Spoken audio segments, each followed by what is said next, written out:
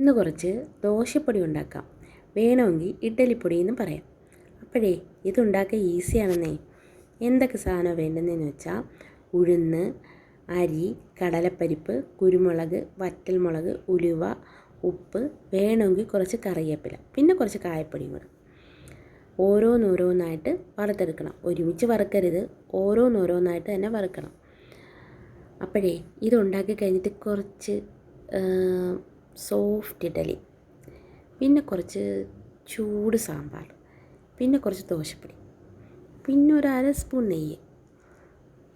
എന്താ ടേസ്റ്റ് എന്നറിയാമോ? അപ്പോഴേ നമ്മൾ ഈ കല്ലുപ്പ് ലാസ്റ്റ് വറുക്കണം കേട്ടോ. വറുത്തില്ലെങ്കിൽ ഇത് നമ്മൾ കുറച്ച് നാൾ വെച്ച് ഉപയോഗിക്കേണ്ടതല്ലേ, അപ്പോൾ പെട്ടെന്ന് കേടായിപ്പോവും. എന്നിട്ട് ആദ്യം വറ്റൽമുളക് പൊടിക്കണം.